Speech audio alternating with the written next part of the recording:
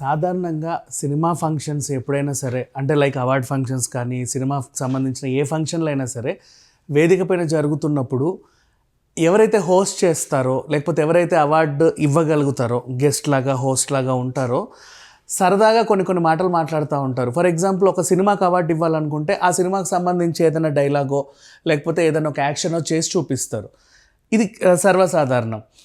అయితే ఇక్కడ ఏమైంది, గోవాలో జరిగినటువంటి ఇంటర్నేషనల్ ఫిలిం ఫెస్టివల్లో కాంతారా సినిమాకు ఒక అవార్డు వచ్చింది. కాకపోతే అది రణ్వీర్ సింగ్ చేతుల మీదుగా ఆయన అందుకోవాల్సి వచ్చింది. వేదిక మీద రణ్వీర్ సింగ్ ఉన్నప్పుడు ఏమన్నాడు అంటే ఆ కాంతారాలోని డైలాగ్స్ చెబుతూ భూతకోల యాక్షన్ని తను ప్రదర్శించాడు. అయితే ఆ యాక్షన్ ఎలా ఉందంటే ఒక టైప్ ఆఫ్ అంటే ఒక హ్యూమర్ సంథింగ్ కొంచెం వెటకారంగానే ఉంది సింపుల్గా చెప్పాలంటే. అంటే అక్కడ ఉన్న వాళ్ళకి నవ్వు తెప్పించడానికి అలా చేసి ఉండొచ్చు, తన ఉద్దేశం మాత్రం బ్యాడ్ కాదు, కానీ అలా పోర్ట్రే అయిపోయింది. ఆ తర్వాత చాలా వివాదాలు నడిచాయి, చాలామంది నిరసనలు వ్యక్తం చేశారు, గొడవలు చేశారు, రణ్వీర్ సింగ్తో మేము అది ఇది అన్నారు. అది అయిపోయింది. ఆల్మోస్ట్ ఇప్పుడు సంవత్సరం అవుతుందా, 2-3 నెలలు అవుతుందిలేండి. లాస్ట్ డిసెంబర్ నుంచి డిసెంబర్ ఓ సంవత్సరం 2 నెలలు అలా అవుతుంది.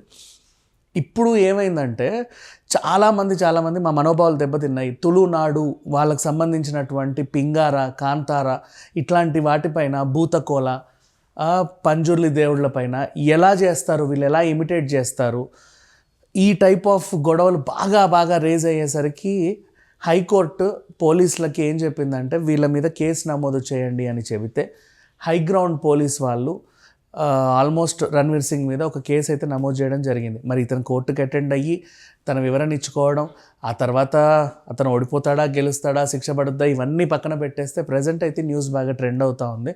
అయితే ఒక విషయం మాత్రం గుర్తుపెట్టుకోండి, ఎప్పుడైనా సరే మనం బహిరంగ సభల్లో లేదా ఏదైనా అవార్డు ఫంక్షన్లో, ముఖ్యంగా సినిమా అవార్డు ఫంక్షన్స్లోనే హోస్టులు ఎలా ఉంటారు అంటే అందరినీ నవ్వించడానికి, ఎంటర్టైన్ చేయడానికి అలా పంచ్ డైలాగ్లో లేకపోతే సెటైరికల్ డైలాగ్స్ వీళ్ళు వేస్తూ ఉంటారు. కొన్ని రకరకాల యాక్షన్స్ వాళ్ళు చూపిస్తూ ఉంటారు. అంతవరకు బాగానే ఉంటుంది. కాకపోతే ఆ సినిమా ఈ నేపథ్యం ఏంటి, అది భక్తి సినిమానా, ఏదైనా చారిత్రాత్మకమైన సినిమానా, లేకపోతే ఎవరిదైనా బయోపిక్కా, ఇట్లాంటివి చూసుకుంటే, ఎందుకంటే రేపటి రోజు మనోభావాలు దెబ్బతినే వాళ్ళు బోల్డ్ అంతమంది ఉంటారు. ఇప్పుడు గ్రామ దేవతల మీద సినిమాలు ఉంటాయి, అలా అని మనం పూనకం తెచ్చుకున్నట్టుగా యాక్షన్ చేస్తూ అందరిని నవ్వించే ప్రయత్నం చేయకూడదు, చాలామంది మనోభావాలు దెబ్బతింటాయి. అలాగే కొంతమంది బయోపిక్స్ ఉంటాయి, వాళ్ళ జీవితంలో వాళ్ళు పడ్డ కష్టాలు, వాళ్ళ ఎదుగుదల ఇవన్నీ వాళ్ళు చూపిస్తూ ఉంటారు బయోపిక్లో. దాన్ని కూడా మనం ఇమిటేట్ చేయకూడదు. ఇంకొన్ని ఇవి గ్రామ దేవతలకు సంబంధించి కానీ, లేకపోతే వాళ్ళ సంస్కృతికి సంబంధించి కానీ, లేకపోతే వాళ్ళ వేషధారణ కావచ్చు. ఇప్పుడు కొంతమంది ఉంటారు, ఒక్కొక్క క్యాస్ట్ వాళ్ళు ఒక్కొక్క వేషధారణ వేస్తారు, మనం ఆ వేషధారణ వేసి వాళ్ళని ఇమిటేట్ చేయకూడదు. సేమ్ అలాగే అఫ్కోర్స్ కాంతారా సినిమా చాలామందికి తెలీదు వీళ్ళు పరిచయం చేసేంతవరకు. సో అది వాళ్ళ ఎమోషన్స్ చాలా లోతుగా ఉంటాయని కూడా ఇప్పుడు కేసులు వేస్తేనే అర్థమైంది అనుకోండి.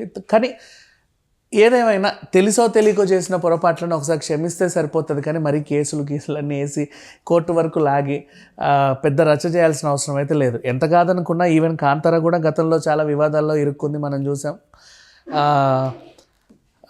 నవరస సాంగ్ని వాళ్ళు కాపీ చేశారన్న వివాదం, వాళ్ళు కోర్టుకి ఎక్కారు. అండ్ ఇంకా చెప్పాలి అంటే యాక్చువల్గా ఒరిజినల్ తులునాడులో పింగారా అనే సినిమా వచ్చి చాలా డీసెంట్గా వచ్చింది, నేషనల్ అవార్డు కొట్టింది. 63rd అనుకుంటా నేషనల్ అవార్డు ఆ సినిమాకి వచ్చింది. అప్పుడు వాళ్ళు పడే కష్టాలు ఇవన్నీ జనాలకు తెలిసాయి. అంటే మళ్ళీ కాంతారా వచ్చిన తర్వాత వీళ్ళ కష్టానికి ఒక గుర్తింపు వచ్చింది, ప్రభుత్వం వీళ్ళని గుర్తించి అందరికీ 2,000 పెన్షన్ మంజూరు చేశారు.